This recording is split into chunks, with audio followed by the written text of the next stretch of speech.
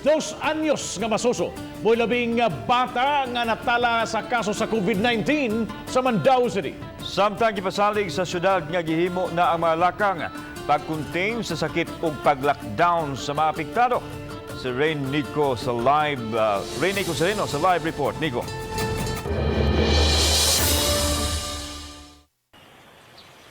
Yes, Lan ug Bob, misaka na nga to sa 17 ang kumpirmado nga kaso sa COVID-19 sa Dakbayan sa Mandaue. Sa COVID-19 map sa Mandaue City, makita ang concentration sa mga kaso sa sakit. Mabantayan nga ang dunay labing daghan nga kaso ang barangay Kambaro nga may 8 upat usab sa kasuntingan. Samtang ang uban nakatala sa tag-usa ka kaso.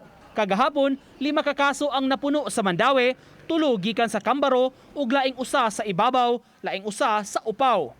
Kani si patient 13, 14, 15 ug 16 related ni sila ni patient 10 dito sa Sitio Sili, Kambaro. Actually kani si 13, 14 ug 15 they're living I believe in the same house. Sa mga kaso sa syudad, labing bata nga natala ang 2 anyos nga lalaki. Apan giingong asymptomatic kini o walay sintomas. Kani si patient 16 na-expose lang ni siya sa murag someone nga niadto sa Kambaro niya niadtog ibabaw.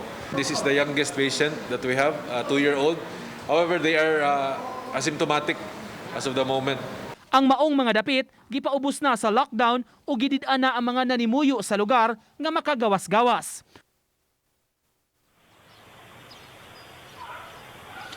Bob, sa pagkakaroon gipaabot pa sab ang resulta unya sa massive testing nga gihimo sa mga inmates o mga PDL sa Mandaue City Jail human dunay natala nga usa ka kaso didto. Gipaabot pa sab ang resulta sa testing sab sa usa sa labing apektado nga lugar, ang Sitio Sili sa barangay Kambaro. Lakip na ang pipila ka mga frontliners, mga barangay officials ug employees sa maong dapit. Bob. Thank you so much, Nico Sereno, sa imong live report.